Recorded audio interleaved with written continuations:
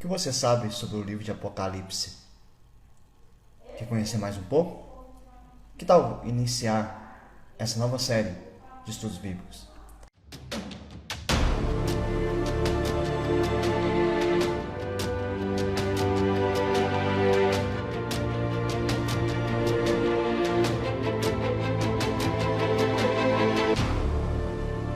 Nós vamos iniciar hoje uma nova série aqui de estudos bíblicos no livro de Apocalipse. É importante estudar Apocalipse também porque talvez seja um dos livros mais mal interpretados que nós temos nas Escrituras. Há uma série de confusões quando vai se falar do livro de Apocalipse. E, sinceramente, são algumas confusões que não tinham necessidade, mas que ao longo do tempo, interpretações convenientes, interpretações que chamavam até mais atenção, foram se tornando populares, e aí foi confundindo muito a nossa mente. Inclusive até alguns têm medo de estudar Apocalipse, de ler Apocalipse. Talvez você já tenha ouvido alguém que disse isso para você: eu tenho medo de ler Apocalipse. Ou talvez você tenha medo do que está registrado neste livro. Muito dessa série é justamente nós quebrarmos esses paradigmas de que o livro de Apocalipse é um livro difícil, é um livro pesado, é um livro que dá medo, e nós vamos perceber que não é bem assim. Apesar dele ser complexo, sim, mas se a gente pegar a linha de compreensão dele, nós vamos assimilar bem. Por isso que eu peço para você que acompanhe todas as nossas aulas aqui, todos você tenha uma compreensão do todo do livro de Apocalipse. Um dos erros também é você querer interpretar Apocalipse por partes distintas, partes separadas. Tudo isso nós vamos discutindo ao longo do livro, ao longo das nossas aulas aqui. É fundamental a compreensão dele. Por quê? Porque o Apocalipse fala do nosso passado, ele fala do nosso presente e principalmente ele fala do nosso futuro. Vamos iniciar hoje uma longa jornada. São 22 capítulos que nós vamos transitar aqui, versículo a versículo, explicando as principais palavras, as principais expressões, as principais figuras que vão surgir neste livro. Então, eu te convido a participar dessa jornada para a gente ter uma introdução hoje, para a gente ter uma dimensão do que é o livro de Apocalipse, quem escreveu, para que escreveu, algumas dinâmicas de interpretação deste livro. Primeiro, vamos entender o próprio nome do livro, né? Apocalipse. A expressão Apocalipse, ela oferece a ideia de algo que está sendo revelado, está sendo descoberto. Apocalipse faz parte do gênero, né? O próprio nome diz, apocalíptico. Geralmente esse gênero tinha algumas características e era comum nos tempos antigos. É uma linguagem figurada, uma linguagem que aponta geralmente para o futuro, é uma linguagem que geralmente aponta para uma mudança de situações, é um estilo literário. Então, o João, ele escreveu neste estilo. Não só existe Apocalipse nesse estilo, existem diversos outras produções, outras literaturas que tratam desse mesmo modo. Que isso não se tornou estranho, então, para os primeiros leitores de João, porque entendiam esse tipo de literatura. Muito do que João escreveu aqui em simbologia, eles poderiam entender, como nós vamos entender também. O Apocalipse é isso, é uma revelação de quem? Do próprio Deus Trino. Ele está revelando a sua palavra ao seu povo. Ele está falando pessoalmente com o seu povo. No versículo 1 diz assim: revelação de Jesus Cristo, a qual Deus lhe deu para mostrar aos seus servos as coisas que em breve devem acontecer, e que ele, enviando o seu anjo, deu a conhecer a seu servo João. Então é uma sequência aqui de transmissão, né? O Pai concedeu ao Filho, o Filho concedeu ao anjo, o anjo concedeu a João essa visão de Apocalipse, essa compreensão da mensagem de Deus. Lá no capítulo 2, versículo 7, diz assim: quem tem ouvidos, ouça o que o Espírito diz às igrejas. Então, esse livro é de fato revelação de Deus. Pertence à palavra de Deus, é palavra de Deus. Todo Apocalipse é palavra de Deus. Inclusive, para podermos compreender Apocalipse, nós devemos ter um conhecimento de toda a Escritura. Talvez você não precisa ter um conhecimento profundo de toda a Escritura. Porém, você tem que ter algumas noções da história bíblica. Você tem que ter a noção de Gênesis. Você tem que ter a noção dos livros da lei. Você tem que ter uma percepção dos livros históricos, dos livros poéticos, dos profetas, o Evangelho, a história da igreja. Tudo se encontra aqui em Apocalipse. Então, vez ou outra, vocês vão perceber isso, que nós vamos ter que recorrer às Escrituras para compreendermos o que Apocalipse diz. Esse é um tipo de livro que eu sempre falo assim: olha, se você está iniciando na fé cristã, você está conhecendo a Bíblia, não estuda Apocalipse primeiro, não. Porque você precisa ter um conhecimento bíblico, uma teologia bíblica, pelo menos pavimentada, para que você possa compreender. E é interessante, você que vai acompanhar agora, despertar você a conhecer outras porções das Escrituras para compreender Apocalipse. O que contém no livro de Apocalipse? Qual o conteúdo central desse livro? Lembra que eu disse que muitas vezes as pessoas têm medo de ler Apocalipse?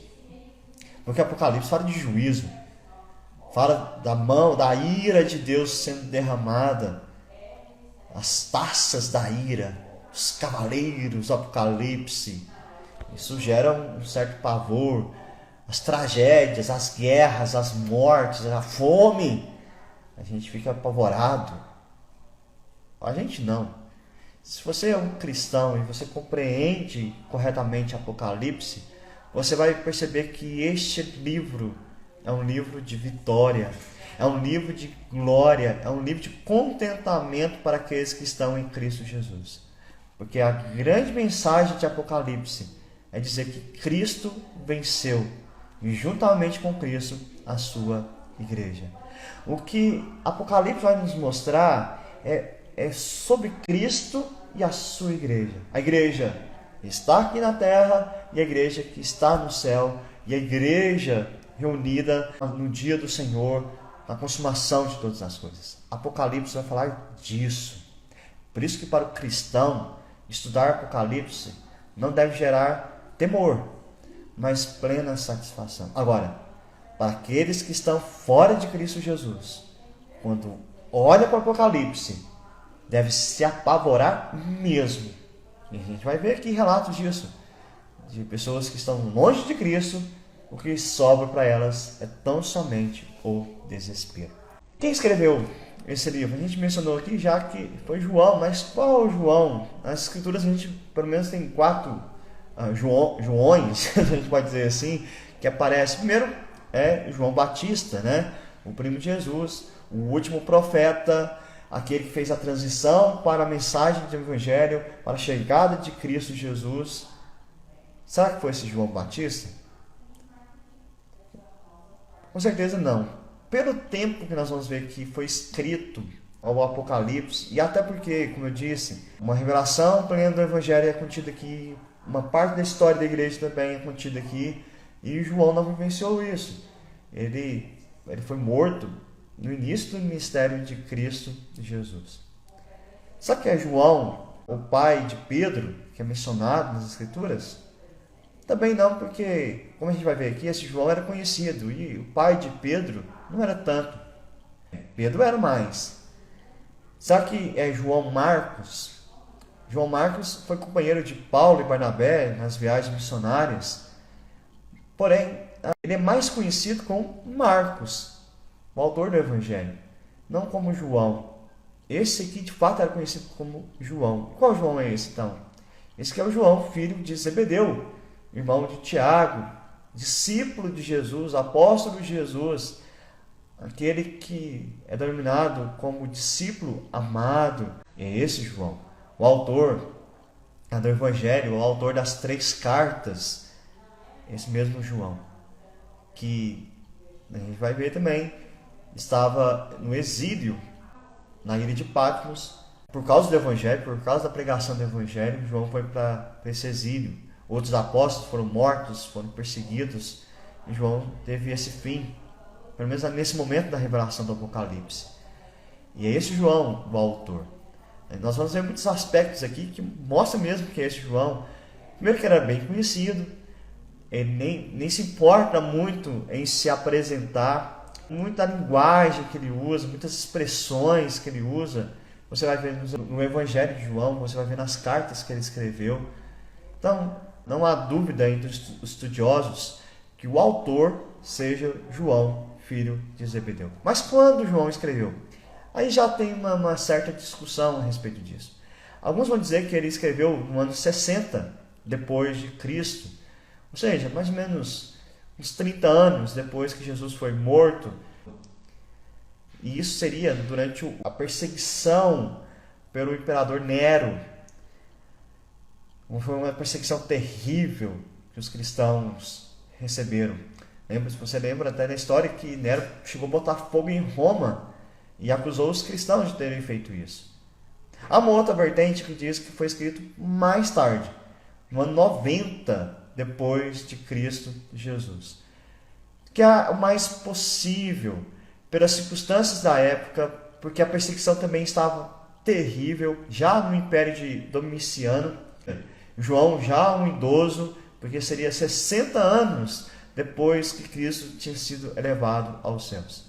Todavia, se for no ano 60, no ano 90, não vai interferir em nossa interpretação, porque o contexto será sempre o mesmo, a igreja sendo perseguida. E esse é um fator primordial para nós começarmos a entender a mensagem do Apocalipse. A mensagem era para conforto da igreja, a igreja que estava sendo perseguida, ameaçada pelas trevas. E se a gente parar para refletir, irmãos, esse é o cenário da igreja em todos os tempos. Por isso que quando a gente olha para o destinatário desse livro, João ele escreve primeiramente aos crentes da Ásia. Você vai ver lá as 7 igrejas que vão indicar a região da Ásia Menor, que havia crentes ali. Mas essas igrejas, na verdade, apontavam para a igreja como um todo. A gente vai perceber muito isso. Quando tratarmos das 7 cartas do Apocalipse, nós vamos compreender que João estava escrevendo para os seus dias, mas também a aplicação serve para a igreja de todas as eras, de todos os lugares, inclusive para nós hoje. Porque o propósito de João, a mensagem de Deus, é de reanimar e confortar os crentes na sua luta contra Satanás e seus seguidores. Repito, a afirmação aqui é que Cristo é vencedor. A mensagem do Apocalipse é uma mensagem de esperança. Dado esse panorama de autoria e destinatário, eu vou comentar um pouco sobre o padrão de estilo do apocalíptico, do estilo desse livro que eu mencionei antes, mas vou tratar mais algumas questões aqui. Primeiro, um padrão que a gente vai ter que observar quando estudarmos Apocalipse é a questão da numerologia, os números usados por João. 4 números básicos que nós temos que entender. Primeiro é o 7. O 7 vai aparecer várias vezes nesse livro. O número 7 das Escrituras, não só em Apocalipse, ele geralmente, não é toda vez que aparece o 7 que você tem que fazer essa interpretação, depende do contexto, mas ele expressa totalidade, ele expressa uma completude divina, um número perfeito, a perfeição de Deus, algo provindo de Deus. O 7 vai caminhar por aí. O número 4 também é um número que vai aparecer muito. Ele vai apontar para o mundo criado, para a criação de Deus. esse número geralmente é utilizado nessa perspectiva. O número 10 também vai aparecer muito. Ele expressa uma completude da terra, não uma completude divina. Por isso que muitas vezes é apontado também como uma completude maligna.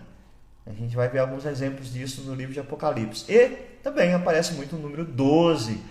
E os seus múltiplos, né, também vão aparecer. E 12 vai apontar muito para os eleitos de Deus, para o povo de Deus. Mas durante o livro a gente vai compreendendo melhor. Um outro que eu quero chamar a atenção aqui também é a linguagem figurada, a linguagem figurativa que ele usa. Nem tudo que está dizendo é aquilo. Tudo que está dizendo é literal. É isso que eu quero chamar a atenção. Não é, Apocalipse você não pode interpretar literalmente tudo que está colocado aqui. Natureza, pessoas, nomes, números, como nós vimos aqui, cores também.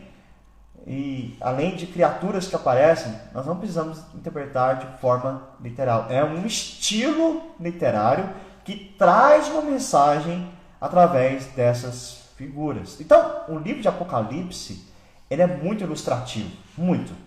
Ele desperta em você imagens para que você tenha dimensões. Por exemplo, quando João vai falar do céu, ele vai falar das ruas de ouro. Será que de fato as ruas do céu serão de ouro? Será que é isso mesmo?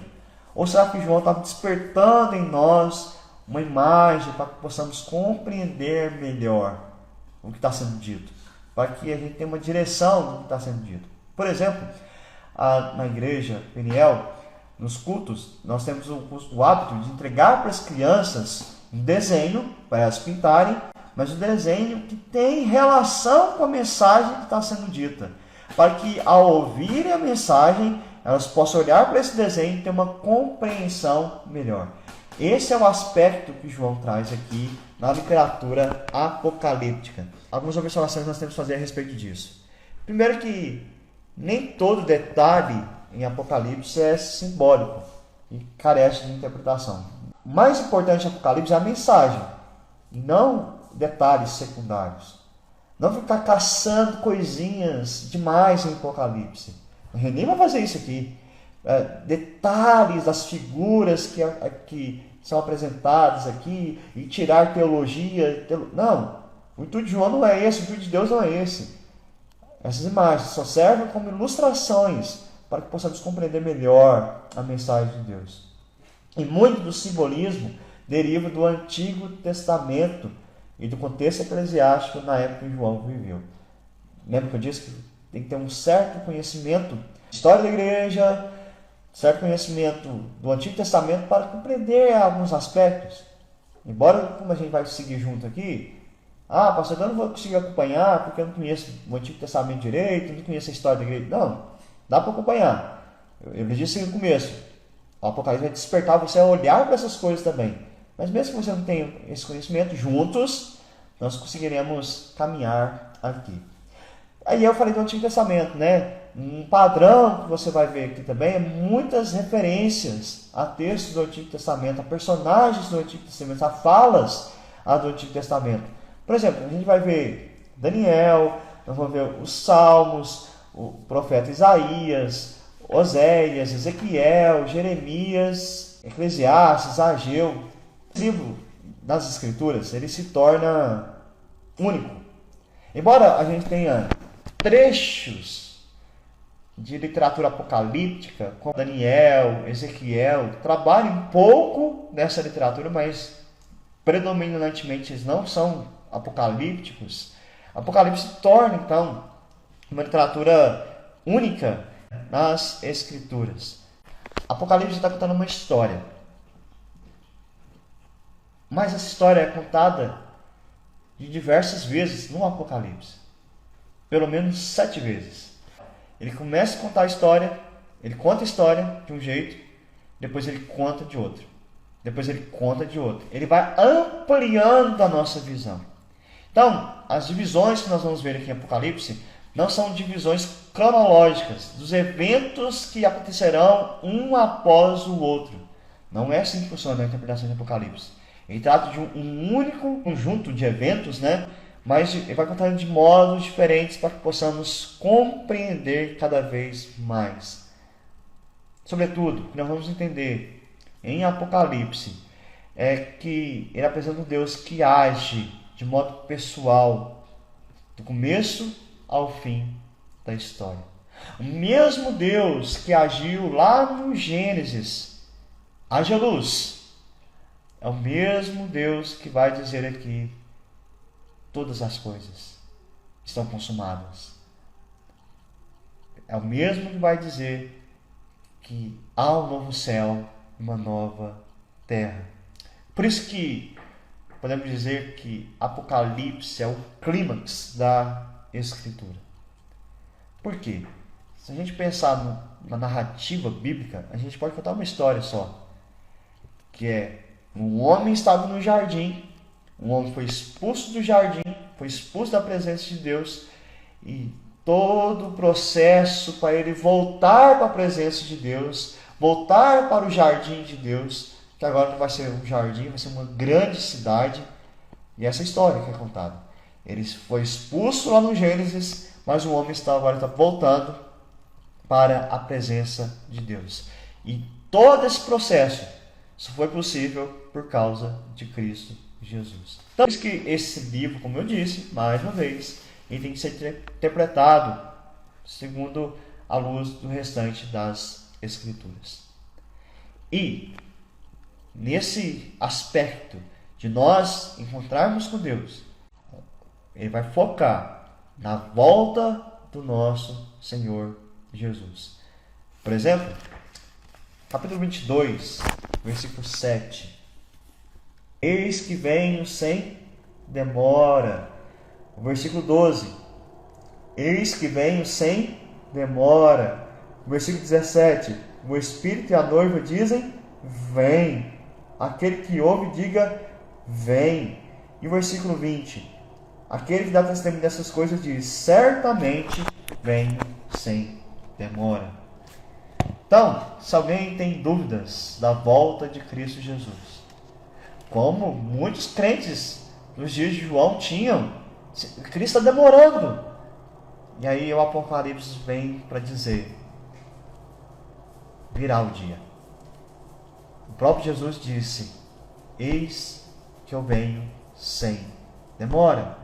Mas pastor, de Apocalipse para cá, mais de 2000 anos. E aí? Ainda continuamos a ouvir: eis que venho sem demora. Essa mensagem deve estar no nosso coração ao estudarmos Apocalipse. Para finalizar hoje, eu vou só apresentar como nós vamos dividir o Apocalipse. Vamos dividir em 7 partes, né? Como ele se apresenta. A primeira parte que nós vamos ver é o capítulo 1, 2 e 3, que é Cristo no meio dos 7 candeeiros, ou seja, Cristo no meio da sua igreja. Depois, a segunda parte, nós vamos ver os 7 selos, que vai do capítulo 4 ao capítulo 7. Terceira parte, as 7 trombetas, do capítulo 8 ao 11. Parte 4, a mulher e o dragão, vai do capítulo 12 ao 14. Quinta parte, as 7 taças da ira, capítulos 15 e 16. Sexta parte, a queda da Babilônia, capítulo 17 a 19. E o 7, o juízo e o novo céu e a nova terra, que são os últimos capítulos, do 20 ao 22. Essas 7 divisões, como eu disse antes, elas tratam do mesmo assunto. Não são uma sequência cronológica, repito. É o mesmo assunto sendo revelado de modo mais amplo, de modo mais completo, até chegarmos no capítulo 20 a 22, que se torna tudo claro a todos nós. Fiquem na paz e até mais.